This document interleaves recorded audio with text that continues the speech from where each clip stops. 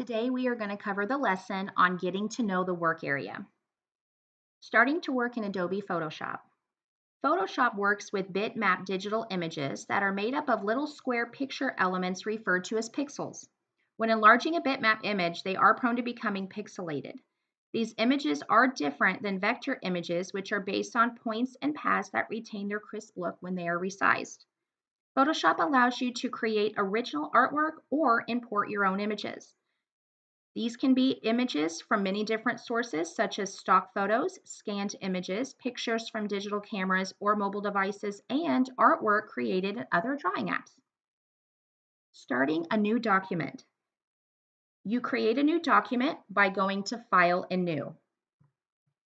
All right, so I'm going to be working primarily on my Windows laptop. All right, so what my menu bar looks like on a Windows computer may differ very slightly from what you may see if you're working on a Mac. All right, so I'm going to go to File and New.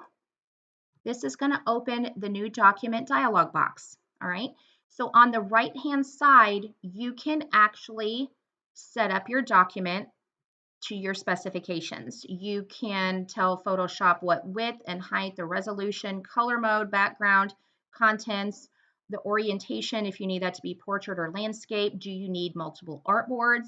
You can indicate that. You can also set up your preset details by giving that a name. All right, so you do have some options here. All right, so basically where the book is telling us to go is to come over here at the top and under film and video. This first one right here is HDTV 1080p. This is the 1920 by 1080 pixels and it's at 72 pixels per inch. You want to make sure you have this one selected and then just click your create button. All right, so what that does is open up that preset as a new document into Photoshop. If by chance you do not see the guides, all right, on this particular setup right here, you want to make sure that you're going to view and show and make sure you have a check mark next to your guides, all right? We do need to be able to see these guides because we're going to be drawing rectangular boxes to, add fill color into. So you want to make sure that these guides are visible before you actually begin working.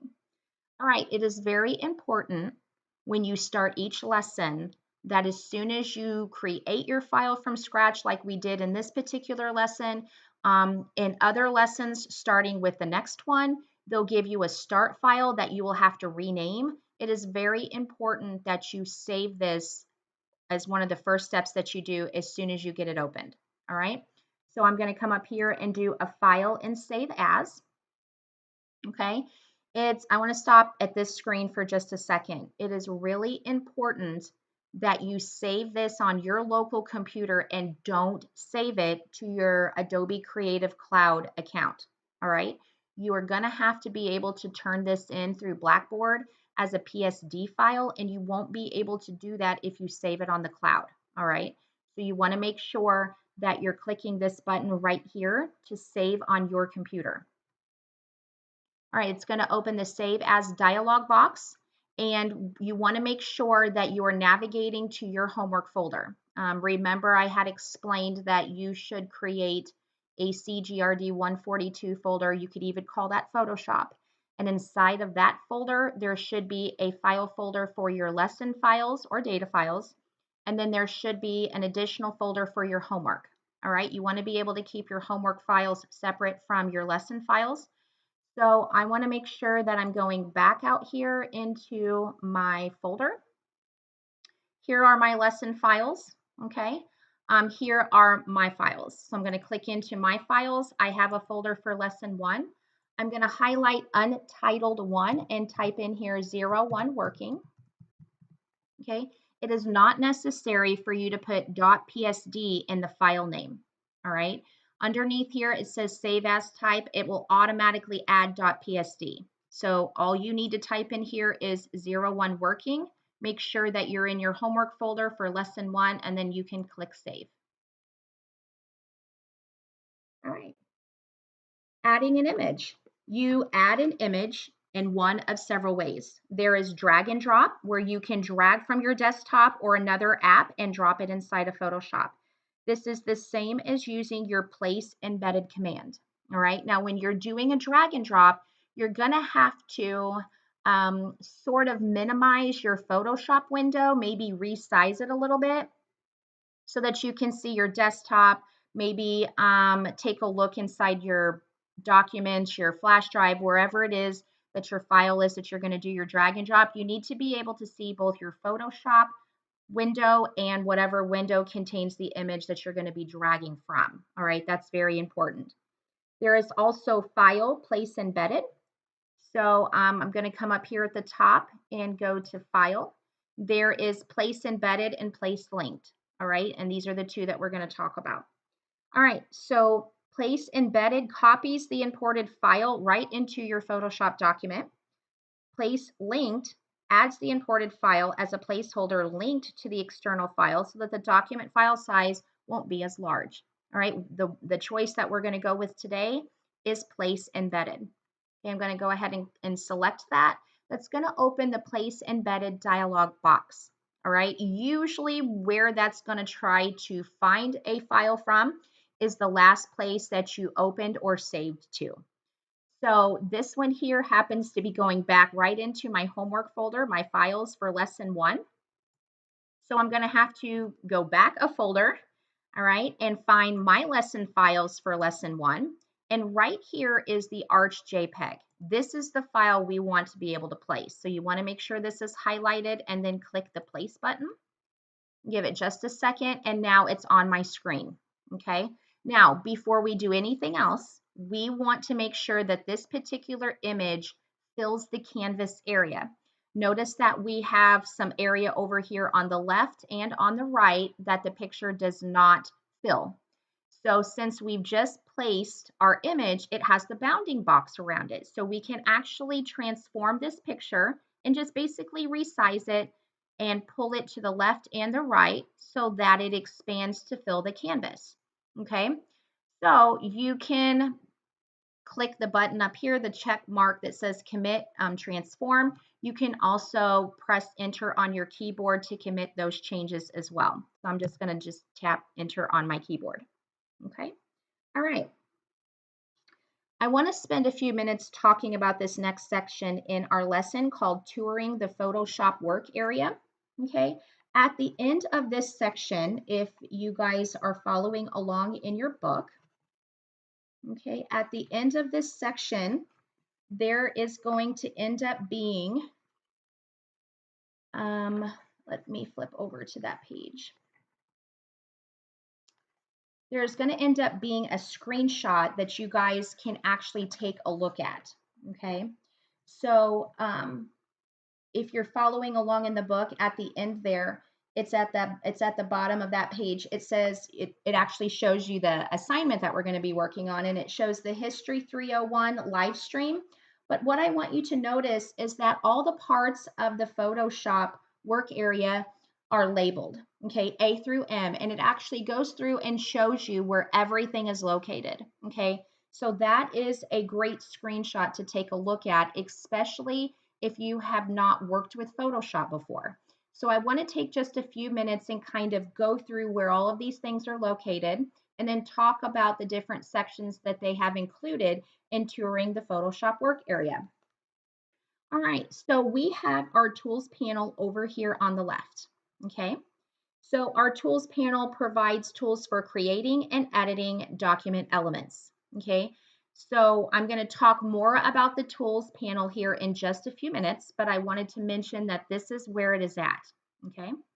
All right, we have our options bar up here at the top, okay? It's this area right here. So it's going to be located underneath your menu bar and between your document work area. So it's this bar right here. This is called your options bar, and it offers options that are customized, so based on the selected tool. So the options bar changes depending on which tool is selected in your tools panel. So right now I have the move tool selected, so my options bar reflects different options that are related to my move tool. So if I select my crop button, obviously my options bar is now going to change to reflect options related to cropping, okay? All right, next we have our document tab. All right, our document tab is this right here. Okay, that tab displays the file name.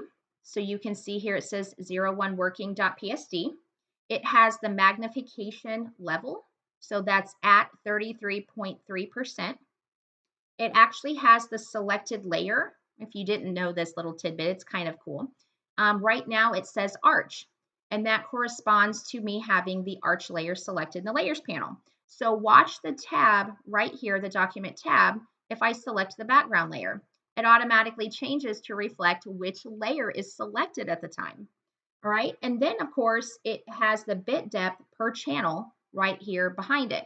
So RGB, red, green, blue, and it's 8. All right, so that's the information that is contained in every document tab.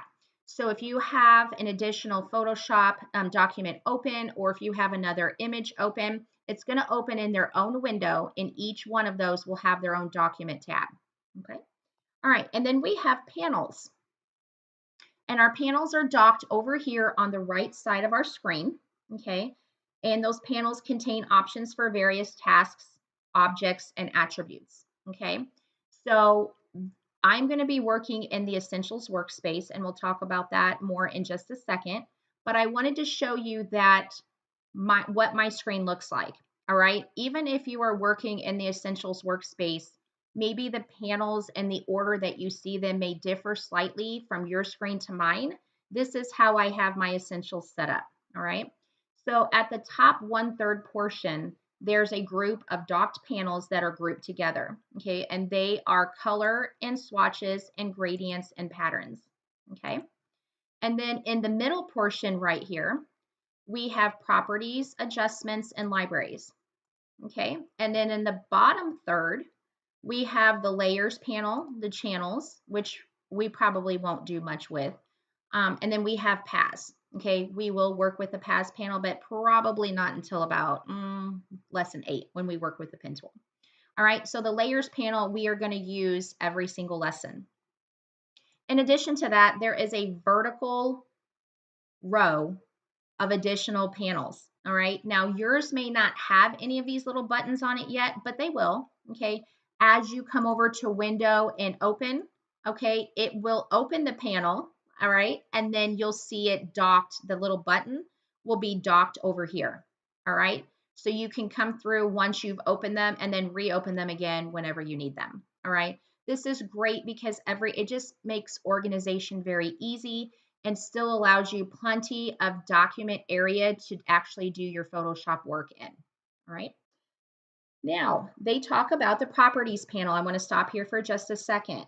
The properties panel, it offers options for the selected element and can contain categories of consolidated options offered by multiple panels.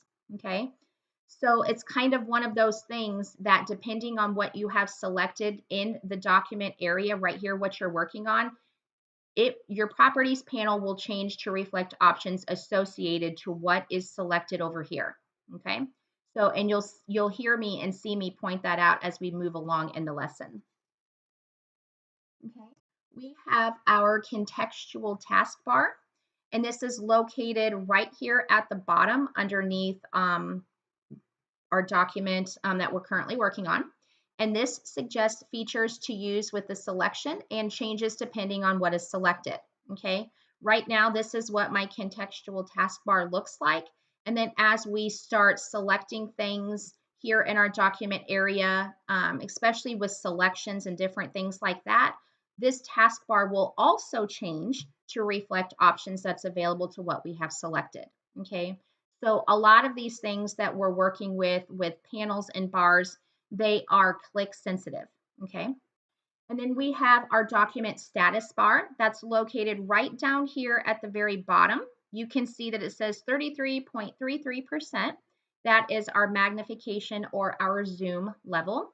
And then by default, yours probably came in just like mine did, and it shows the document size, okay? Now there is an arrow here you can change if you want to have a different option available to you in your status bar. My personal preference, I like the document size. I like to keep an eye on how big my document is, all right, as I'm adding layers and finishing my project. At the very top, there are 4 buttons up here. One of them is share. So there's the search, help, and learn up here. So you can actually click this button and share. All right. You can also click to discover. So there's some suggestions in here. There's some browsing you can do. You can also type in here, different things to search for or discover. All right. In addition to, there is explore starter tutorials in Photoshop, which is very cool. Okay. That might be something you want to take a look at later on.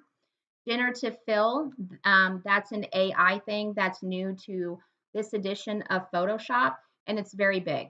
Okay, and we will talk more about that as we move along. And then there is a button right here for workspace, and I'm working in essentials. Okay, so there's core tools, graphic and web, motion, painting, and photography. Now, if your workspace gets kind of messy and you pull panels out and you don't drag them back, you can reset your Essentials workspace. You can create your own workspace and you can delete a workspace. So the ones that you create, you can delete. Okay. This can be very helpful if you've got multiple people sharing the same computer, sharing the same Photoshop. You can actually create a workspace for your workflow, what works for you, and save that as your name or whatever. And then when you open Photoshop, you can automatically go to the workspace and you can select your workspace and Photoshop will change to your workspace. All right. So that's actually very handy. And I have used that on campus from the teacher station before in years past when other faculty was teaching Photoshop classes too, or maybe using it for photography or whatever. I had a workspace that was just labeled Tara, and it was set up for where I like my panels and how I like my workflow. Okay, so that is an option, and I just wanted you to know that that is available. Okay, of course, you can totally delete any added workspaces at any time. Okay, so what I would like to do now is go on and talk a little bit further about the tools. Okay, now there are several ways to zoom. Okay, the zoom tool looks like a magnifying glass, and the keyboard shortcut for zoom is Z. All right, so if I tap Z on my keyboard, it automatically highlights the zoom tool. It kind of looks like that button is pressed in. Okay. You can use the zoom level on the status bar as well. And then you can use the zoom on the view menu and even the navigator panel. So let's take a look at that. All right, so with my zoom selected, up in my options bar at the top, we have options based merely because we have our zoom tool selected. Okay, if you see a magnification that has a minus sign, you're zooming out. So if I click one time, it's going to zoom out in an increment. Okay, if I click the magnifying glass with the plus sign and click twice, it's going to zoom in. Okay, so you also have scrubby zoom up here. I think our book even talks about that. You can also click the 100%. Okay, you can do a fit screen. You can do a fill screen. Down here in our status bar, we talked about very briefly, you can also change your magnification down here. Up in the view on the menu bar at the top, you have the zoom in and zoom out. I just kind of wanted to point out to you that there are keyboard shortcuts for these. So on a Windows computer, you could use Control and plus or Control minus to also zoom in and out. That's going to work very similarly for those of you that happen to be working on a Mac. Okay, and then of course you can do 100%, you can do 200%, you can do actual size. All right, so there's several ways that you can actually zoom. Okay, an additional way that our book talks about is by using the navigator panel that's located under Window and Navigator. So you can actually click these little buttons right here to zoom in and out by increments, or you can use your slider bar. Okay, so the navigator is an option for you. It's not one that I personally use hardly at all, but I still wanted to mention it so that you know that that's available. Okay, so you're going to notice that Photoshop provides an integrated set of tools that help you produce sophisticated graphics that you can use for print, web, mobile viewing. these tools are grouped within the tools panel. Okay, so I want to stop here. I know I mentioned that the tools panel is docked on the left, but I wanted to tell you guys a little bit more about your tools panel. Okay, all right, so there are selecting, editing, painting, foreground and background color selection, and viewing tools. Okay, your tools panel may look like this. It may all be in one vertical line, okay, which is great if your laptop or your desktop or wherever you're working from has the space available to be able to display all of the tools without any of them getting hidden, okay? So if you look at the bottom of my one column on my tools panel, I know for a fact that there's a couple of tools underneath my foreground and background color, okay? So I'm gonna use this button right here, and it's the arrow that shows, it's the two arrows pointing right. If you just click that one time, it's gonna make your tools panel go from 1 to 2 column. Okay, personal preference, entirely up to you. But I just wanted you to know that there are a couple of tools here that you want to be able to have access to. Okay, so if your laptop screen is a little bigger, or maybe what you have your desktop set at, you may be able to view all of those in one column. Again, personal preference. Okay, and then of course you can also edit your tools panel. Okay, by holding down the edit toolbar icon. The tools in the tools panel have what we call tooltips, okay, which provide the name and the keyboard shortcut for that tool. Keyboard shortcuts can be very handy, okay? So I want to stop here for just a second and point that out, okay? The great thing about Photoshop tooltips is that they are interactive, okay? So depending on what you hover over, all right, it's going to pop out a box that has where you can watch a quick video, and it will tell you and show you basically what that tool does. Okay, how cool is that?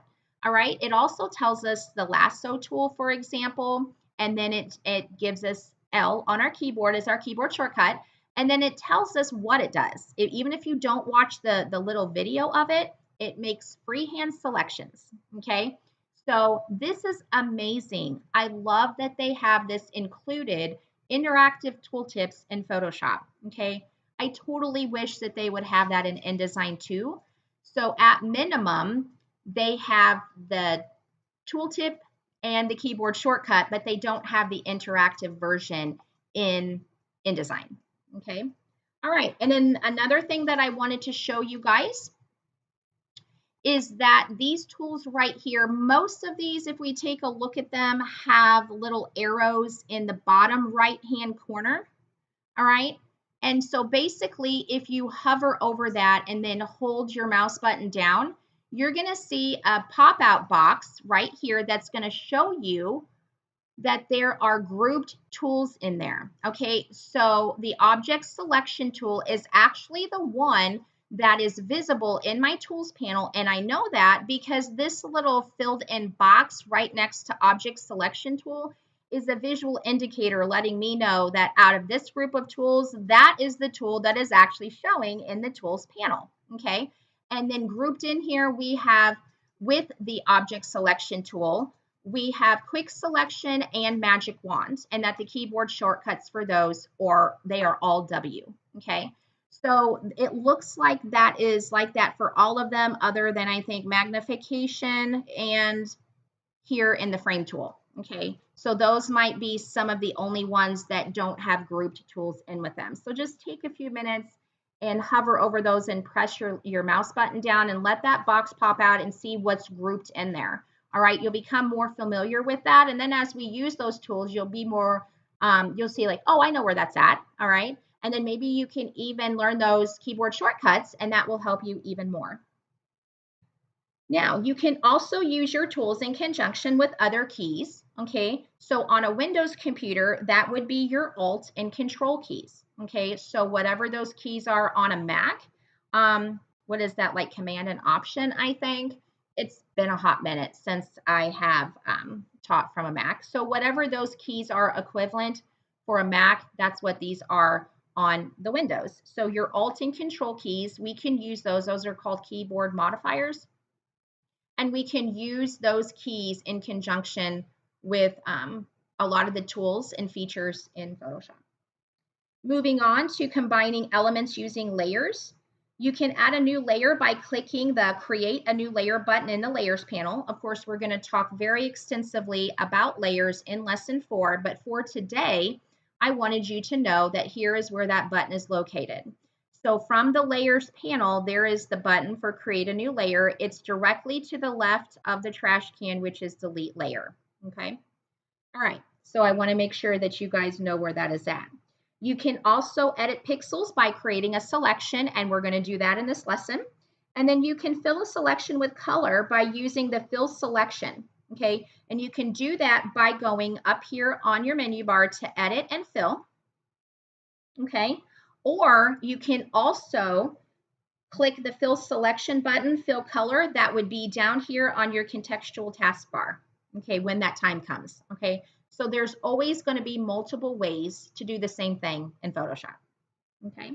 All right, so now what we're going to do is from our layers panel, we want to make sure that we have our arch layer selected, okay?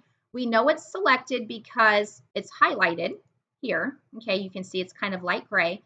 And if you look back up in your document tab, it tells you that that is the layer that is currently selected. And then I'm going to go ahead and click the button to create a new layer. Okay, so whatever layer you have selected, when you go to place something or type with the type tool or create a new layer button, it's going to put that directly on top or above. Okay, so we will talk more about layers in lesson 4, but in the stacking order, all right, it's going to put it on top of.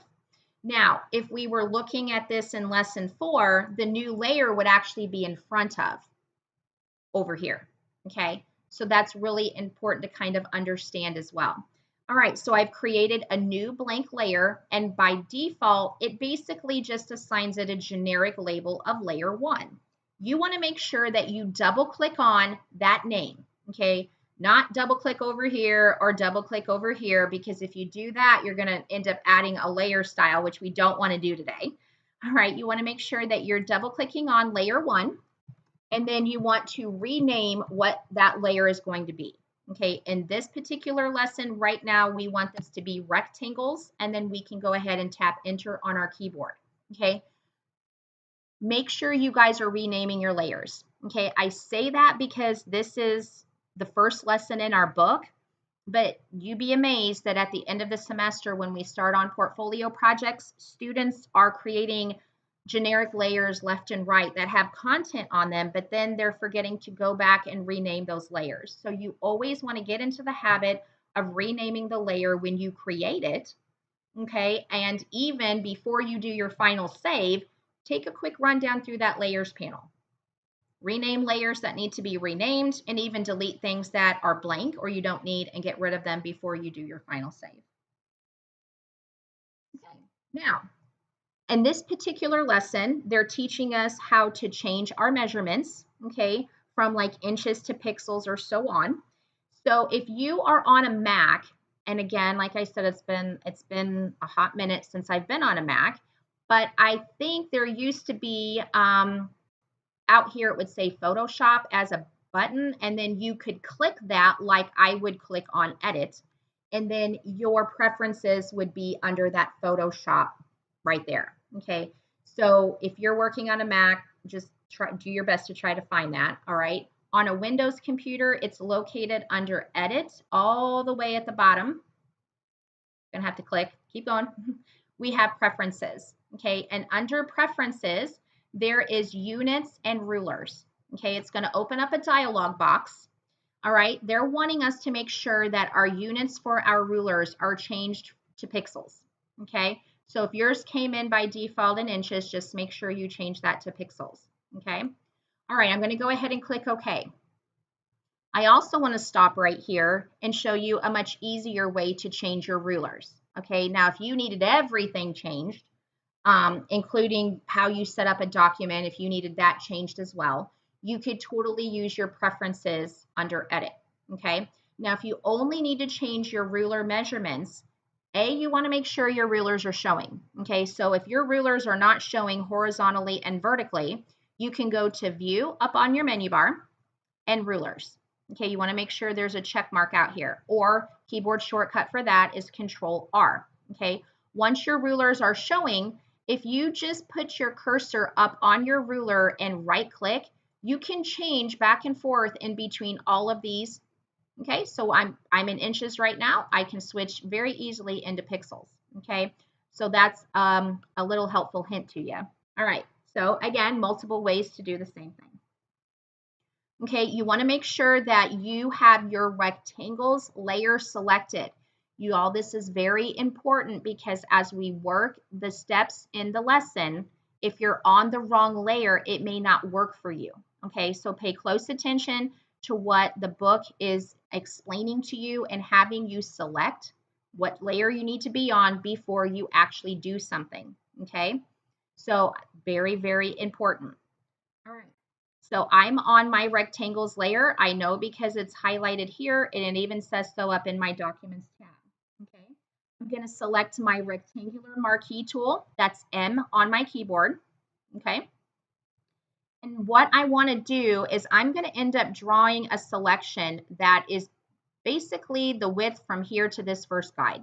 Okay. And if you want to make sure that you're getting the entire height, okay, then I would recommend that you start up above the image and click and hold down your left mouse button, okay, and then click and drag.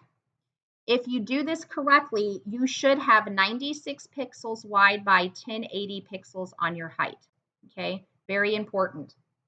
All right, so the next thing that I'm going to do is I'm going to make sure that I come up here and go to Edit and Fill. Okay, but before I do that, I wanted to point out to you that your generative fill is now changed to reflect different options. So here's your fill selection as well. Okay, again, multiple ways to do the same thing. All right, I'm going to go to Edit and Fill. Okay, now on the Fill dialog box under Contents, it has Color. Okay, yes, I know it says Color, but you have to physically click your drop down box and click color again in order for it to open the color picker fill color dialog box.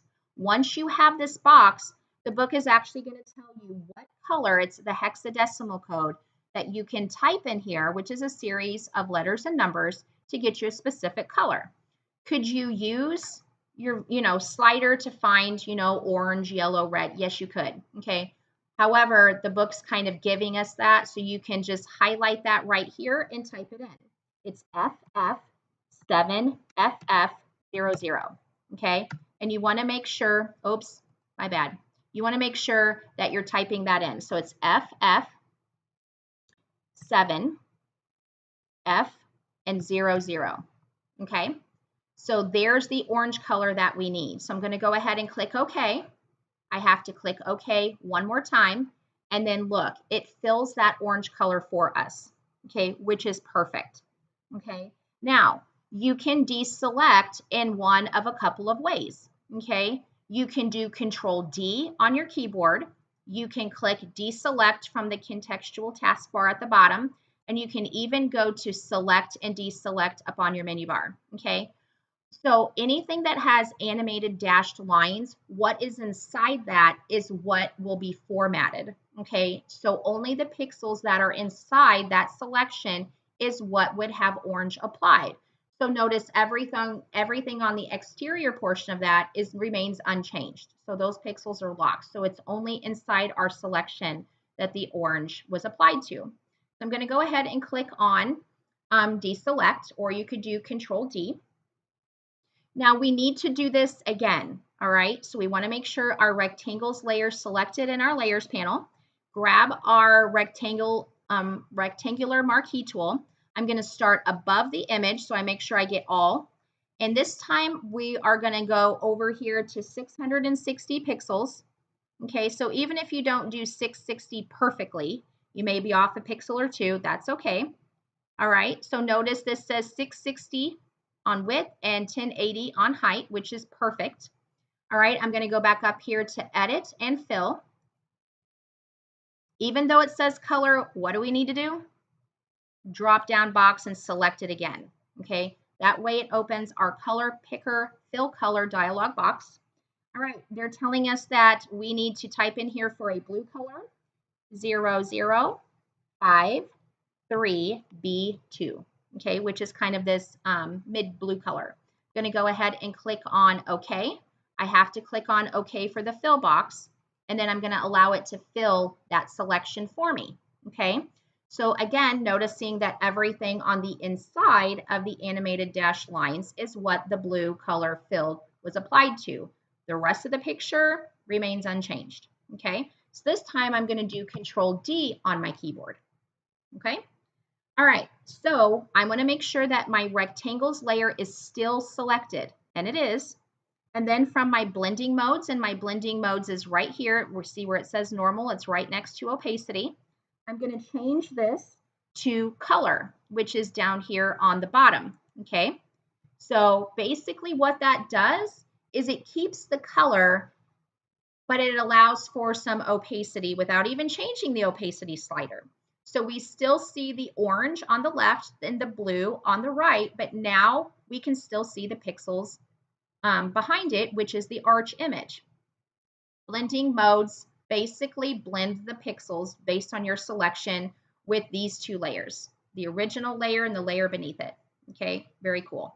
All right, now I want to remind you right now to save often. All right, so we've already initially saved 01working.psd, but you want to save often in case Photoshop locks up or starts lagging. You don't want to lose your work. Okay, so once you've initially saved, you can do Control S on your keyboard and it will go ahead and save that. Okay, on to the next section, which is adding type.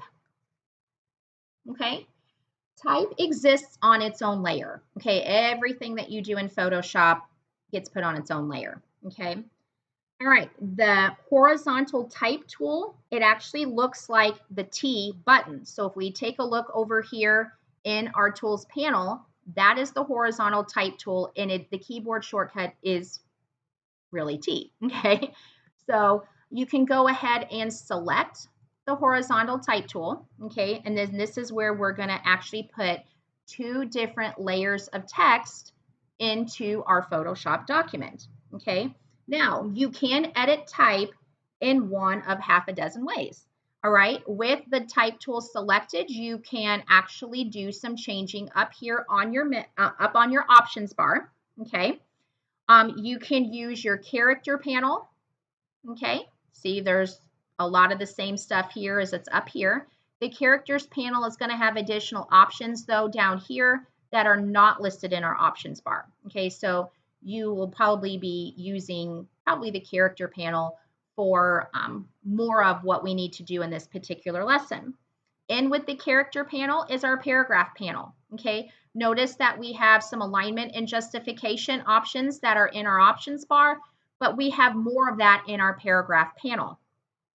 Okay, our contextual, once the type is actually physically in the document, our properties panel and our contextual taskbar will also change to reflect type options. Okay, so before type, you have your options bar, character, and paragraph panels. And of course, after, you're going to add in that you'll have your properties panel and your contextual taskbar will be additional options for editing and formatting of your text. Okay, so I have my type tool selected. Okay, now the book actually gives us what font they used. Okay, so I do want to spend some time and talk to you guys. I'll probably do this outside of this lesson, but I would like to show you so that everyone is familiar with how to access Adobe fonts through the Adobe Creative Cloud app. Okay, you can add fonts, font families that way. You could manage the fonts that you have, all of that good stuff. Okay, but for the sake of lecturing over this lesson today, if by chance you do not have the Abril font family, okay, which is what the book uses to type History 301, that is okay. Find another serif font, okay, of your choosing. All right, and then the second layer of text that we're going to type. Okay, they use the Acumen Pro Condensed Black Italic font. If you don't have that when you do this lesson, it's okay. Substitute a sans serif font in its place. You're not going to lose any points. It's okay to substitute. Okay, so I hopefully will be able to show you guys how to get these fonts. And then if you have them, great. If you don't have them installed in, and available to you to use in Photoshop, perfectly okay. Pick a font of your choice. Okay. All right. So let's go ahead and get started. I do happen to have the Abril and the Acumen Pro font families installed. I actually did that prior to starting to lecture for the lesson. Okay. All right, so I'm going to click up at the top. Again, you can use any panel that you want.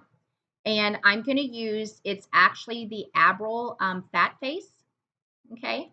And they're telling us that it needs to be the regular. Some of these fonts, you guys, will have different options, okay? A font family can come in with regular, italics, bold. It could be bold and italics. It could be thin. It could be light.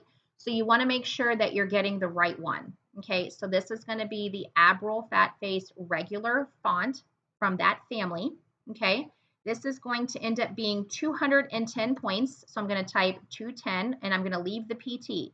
Very important. I'm going to tap enter. Okay, they want us to use white for the font color. Okay, so I'm going to highlight down here, and that is merely FFF on your keyboard. That's a hexadecimal short code. If it's that letter or number is all the same, you don't have to type it 6 times. You can actually do the shorthand, which is 3 Fs instead of 6 Fs. Okay, so I'm going to go ahead and click OK. They do want us to use center aligned for this. And then I am going to need my character panel because they do want us to use all caps, not the all caps button like you can use the all caps, like not your cap lock on your keyboard. But there's actually an option here you can see, and it's this one that says all caps. Okay, so you want to make sure that that one is pressed. All right, so I'm going to click one time. And so basically what that's going to do is place lorem ipsum placeholder text, okay? Now notice that since I clicked and it placed, I want to show you a couple of things. Okay, first off, we now have a type layer that is generically labeled layer 1, okay? Now, I want to show you that the properties panel, now that we have type on the document, the properties panel, we can now do some changes here. Do you see that? How cool is that? So the properties panel is going to get everything. It's going to actually combine like everything that's in the character and the paragraph panel, which that's convenient, okay? Our contextual taskbar also reflects many of the same options that you see in the options bar, okay? So I'm actually going to delete out this text. Okay, and you can also double click on the text by double clicking the T that you see here in the layers panel. And I'm going to delete that out. And then I'm going to type in here history 301. Okay, and it is center aligned, but I want to show you something. And I just noticed it, and this is very common. It happens more than you realize. Okay, I had actually changed the font size to 210 points prior to typing, but see, it didn't retain it. Okay, not a big deal. You can change it here, you can change it here, you can change it here, all right? But this should be 210 points, okay? So, but you wanna make sure it is selected when you do that, all right? Again, you can change it here, you can change it here, you can change it here. So you wanna make sure it's selected, and again, you can do that very easily by double clicking the T in the type layer itself. Because if you try to double click it in the document window, you could risk accidentally adding an additional type layer that you're gonna have to select and delete, get it off of there, make sure it's out of the layers panel, okay? So now you can come through here and type in here 210. And notice that with it selected on the screen, it then reformats to the 210 point. Okay. All right. So if at any time you put these values in prior to typing and it doesn't retain it, just make sure that you highlight it by simply double clicking on the T icon on the type layer, and then you can change it in one of three very easy and quick ways. All right, so I'm going to go ahead and click to commit that change. And then so I'm going to grab my move tool, okay, and I'm going to drag this and get this lined up. Okay, now I have my smart guides turned on, okay, and that would be under view and show and smart guides. Okay, I leave them things turned on because I use them all the time. Okay, so if something is lined up horizontally and vertically, it's going to show you in those crosshairs. Okay, so if you've got something pulled over here, you can see where everything's at. So you want to make sure that when you are doing this, that things are lined up horizontally and vertically. Okay, so I just wanted to kind of point that out to you.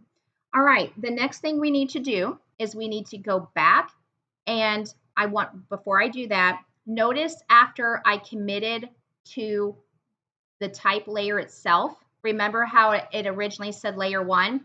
Now it shows history 301. Okay, so it actually says what's on that layer. I'm going to grab my type tool again. This time I am going to change this to the Acumen Pro Condensed. Okay, and then this size, this one here, there's only the one option, so it's the black italic. This one is actually going to be 165 point. And again, if it doesn't retain it prior to typing, you can always change it after, not a big deal. This one needs to be right aligned instead of center aligned. I do want to retain all caps. Okay, so I'm going to leave that. And I do want this to remain white. Okay, here's the thing though. Notice that I'm on this layer. I was actually on my type layer, and notice how it automatically changed it. Okay, and I'm glad that it did that so that I could show you. Okay, so basically, in order to keep that from happening, you're going to want to make sure that you select the rectangles layer. Okay, all right, so that's really important. Okay, I'm going to undo that by going to Control Z, okay?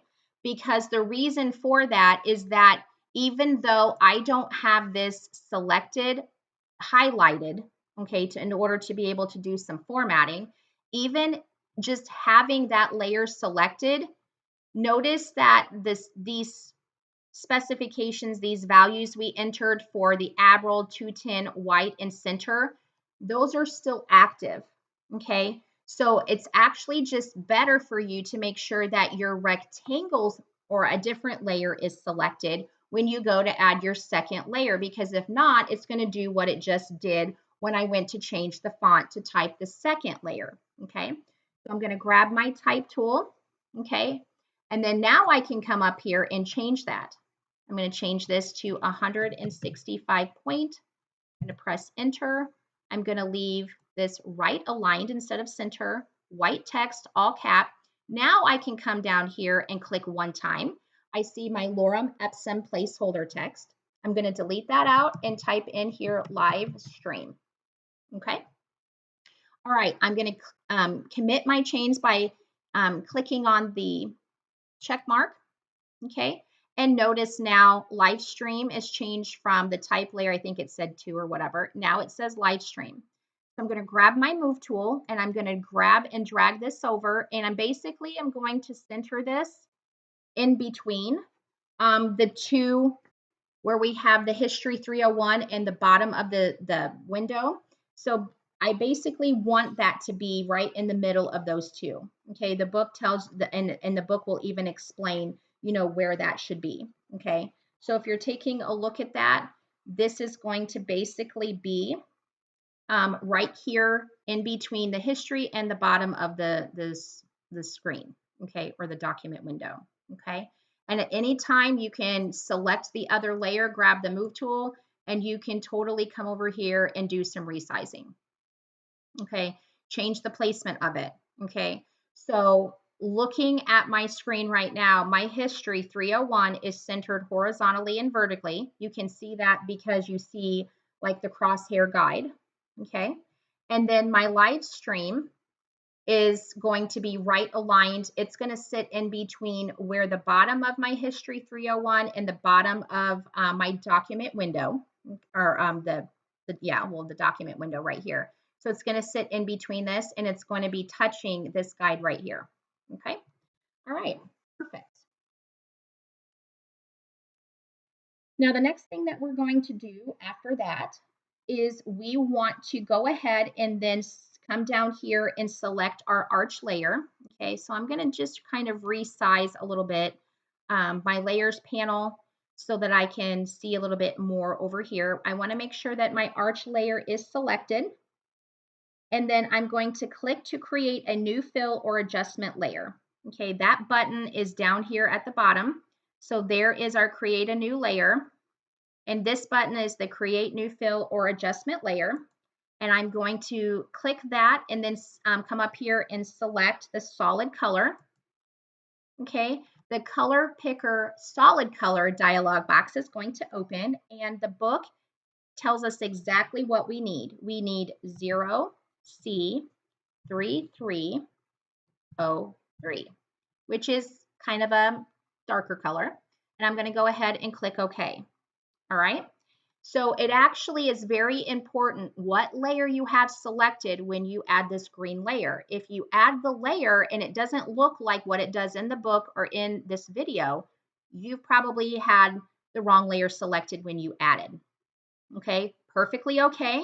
You can do what I've showed you to do by just pressing Control Z on your keyboard and stepping back.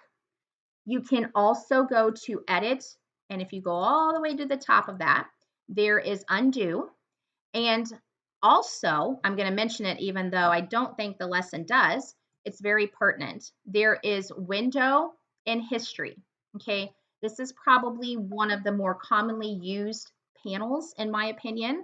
You can also step back one step at a time and undo something that you did. So if you happen to accidentally be on the wrong layer, or you misstepped or done something wrong, not a big deal. As long as you haven't immediately saved that change, you can go back and undo. Okay, a simple Control Z, edit, undo, or simply using your history panel. Okay, so I would advise, even if you don't need your history panel today, go ahead and open that up and let that dock over here in your vertical panel. Okay, all right, perfect. So the last thing they're going to have us do right now is, with this layer selected, and it is, they want us to change the blending mode to, let me see, it's going to be hard light, and it's right here. Okay, and then they want us to change our opacity to 90%. You can use the slider or just type it in there. Okay, the great thing about this is that it's interacting with the pixels. So you can see that we have our arch, we have our color fill of the green, and then we have our rectangles. Do you see what I'm saying? So the rectangles are still there, okay? But the blending mode, that affects the pixels of the layers, okay? So it kind of works together with that. So that's why we aren't seeing a solid color anymore. We can actually see the arch picture that is underneath of it, and we can still see the rectangles that are above it or on top of it, okay? The only difference is now, because of the blending mode that's been applied to the color fill one layer, this is no longer orange, it's kind of a lighter brown color, okay? So this is exactly how this should be at this step in the lesson. Okay, so at this point, we don't need to see our guides anymore, so you can leave them if you want to, or you can just kind of turn them off or make them not visible. And again, how you do that is go to View and Show, and you can turn your guides off like that. Okay, it doesn't change anything else, you just don't see the guides. All right, I'm going to Control S and save this because this is perfect and this is what this should look like. Moving on to the next section of this lesson, they talk about sampling a color. Okay, by default, your foreground color in Photoshop is black. The background color is white. Okay, so over here in your tools panel, here is where you can reset your default foreground and background color. Both of mine showed white just now. Okay, probably because I did white text. Okay, so if you click this button, it will automatically reset it to black and white for you. Okay, in addition to, you can also exchange your foreground background color, okay, by using this little arrow. Okay, however, there's also keyboard shortcuts for this. So you can reset your foreground and background color by pressing D on your keyboard, okay, instead of clicking this little button. And then if you press X on your keyboard, that's equivalent of switching your foreground background colors instead of using that little button right there. Okay, so there's just some keyboard shortcuts for you. All right, now you can change color in one of several ways. You can use your eyedropper tool, which is I on your keyboard. This is your eyedropper tool. And then you can also use your color panel here and your swatches panel. Okay, so multiple ways to work with color. Moving on to painting with a brush. All right. The keyboard shortcut for the brush tool is B on your keyboard. I just tapped it and it highlighted the brush tool for me. Okay. The brushes panel contains brush presets, some of which are organized into groups and folders. And good thing they are. Okay. All right. So I'm going to go ahead and reset my foreground and background color. Okay. Now, when you're looking at this, don't get confused on your foreground and background. All right. The foreground color is the one that's always sitting in front of. It doesn't matter what color it is, even if it's white and white like mine was before I reset it. The little color block, the little square here that's sitting in front of the other one, that's your foreground. Okay. Every time, no matter what color it is. All right, so basically what you're going to do is you're going to go ahead and select a color, and the book tells us, gives us the hexadecimal code for exactly what color that they use that we can also use. Now, I know our book tells us to use the eyedropper tool in the tools panel, and you can totally do that if you want to, but I have found for this particular step, it's just much easier to change your foreground color and be done with it, okay? So I'm going to go ahead and click one time on my foreground color. It's going to open the color picker for the foreground color itself. And then I'm going to go ahead and type in there the hexadecimal code that they give us, which is 4099FF. Okay. All right. This is the pale blue color that they have for us, which is great. And then I'm going to go ahead and click OK. If that's done correctly, notice that the foreground color now changes to blue here, okay? And it also changes in the color panel as well. All right, so the next thing we need to do is we need to select, and I'm gonna have to click open my layers panel because it collapsed down, totally fine. It tells us that, okay, we need to find our rectangles layer in the layers panel. And then we are actually this time, instead of clicking to create a new layer in the layers panel, okay, they're going to have us do Alt and then click it. Okay, so you Mac people are going to want to make sure you use your keyboard shortcut or your keyboard modifier for that. I think it might be Option. Okay, basically what you're doing when you're using your Alt or your Option button in conjunction with the create a new layer is that it's allowing you to go ahead and type what you want the layer name to be. Okay, so in this case, we're going to call this paint. I'm just going to press enter. Okay, so if you didn't and you did not use your Alt or Option and you clicked to create a new layer, it would create the new blank layer, but then you'd have to double click layer 1 or layer 2, whatever that is, and change the name to paint. So by using Alt and clicking it, it allows you to put the name of the layer in at the time the layer is created instead of double clicking the name later on, okay, which is very convenient. All right, so I'm going to make sure that B on my keyboard is pressed, that I have the brushes tool selected, okay? Now there's a folder up here in your options bar. It says see toggle the brush settings panel.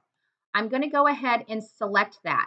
Now this panel opens, okay?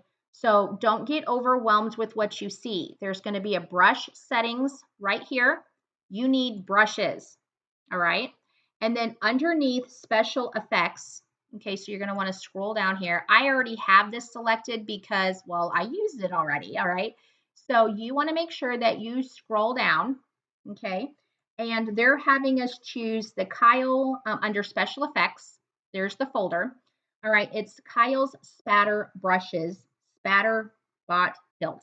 Okay, is that not a nameful? Here it is right here. It's this first one. You want to make sure that that is selected. Okay, and then I'm going to go ahead, since the brushes panel has now been opened, look, it's now going to be docked over in my vertical column of collapsed panels. Okay, so if I ever need it again, it'll be right there. What they're going to have us do is behind the word live, okay, they're going to have us kind of just make some splotches out here. Okay, it doesn't have to be perfect. All right, but it's going to be behind the word live. Okay, so you can go based off the screenshot in the book when you're working the lesson. Okay, I think theirs might be filled in a little bit more, and that's totally fine. You can play around with it. You can also Control Z, and undo and see, hey, I didn't like where I had clicked there, so I'm gonna, Control Z and undo that.